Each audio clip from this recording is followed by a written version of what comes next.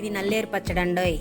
ఈ నల్లేరు ఎక్కడ తెచ్చారంటే మా వారు సైట్ వర్క్ చేసే చోట పెద్ద చాలా తీగలు వచ్చేసాయంట. సరే అని ఒక మూపు పట్టుకొచ్చేసారు.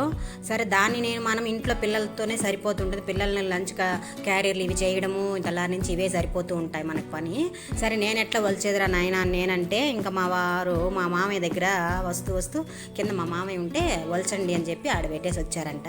ఇంకా మామయ్య తిట్టుకుంటూనో ఇంకా ఎట్లో గట్ట ఏదో ఒకటి సరేలేండి ఇంకా తెలిసిందే.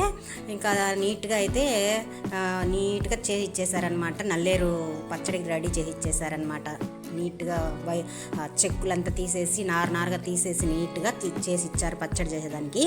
దానికి ఇంకా నేనైతే ఈ ప్రాసెస్ అంతా చేశాను. ఒక వీడియో అయితే చేసి పెట్టానండి, తప్పకుండా ఆ వీడియో చూసేయండి. నల్లేరు పచ్చడి తినడం వల్ల చాలా హెల్త్కి మంచిది. ఒకప్పట్లో అదే చెప్తున్నారు కదా, మా మామ వాళ్ళ కాలంలో చిన్నప్పుడు ముసలి వాళ్ళందరూ కూడా చెప్తే పచ్చళ్ళు అడుగడుకు తెచ్చి నూరుకొని తినేవాళ్ళు అనమాట. బాగా శక్తివంతంగా ఉండేవాళ్ళు. ఇప్పుడు తెచ్చేస్తే ఒలిచిచ్చేదాన్ని కూడా కష్టం అనమాట, అరుస్తూ ఉంటారు పెద్దవాళ్ళైనా కూడా. సరిగ్గా తప్పదు, మనము ఇంకా నాకు పని సరిపోతుందని చెప్పి ఎట్టో గట్ట తీయిచ్చారని చేశాను. చాలా బాగా కుదిరింది. ఇంకా మీరు కూడా ఒకసారి అయితే ట్రై చేయండి.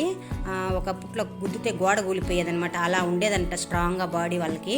ఇప్పుడు గుద్దినారంటే కన్నా మనం పడిపోతాము, మన చేతులు విరిగిపోతాయి. అందుకోసం ఇలాంటి వాటి కోసం మనం స్ట్రాంగ్గా ఉండాలంటే ఇట్లాంటి పచ్చళ్ళు అప్పుడప్పుడు తినాలన్నమాట. హెల్త్కి చాలా మంచిది, ఆరోగ్య బెనిఫిట్ చాలా ఉన్నాయి. ఒకసారి మీరు ట్రై చేయండి. నా వీడియో అయితే ఉంది, ఒకసారి చూడండి. నల్లేరు పచ్చడి రెసిపీ అయితే చేశాను. మరి ఒక లైక్ ఇచ్చే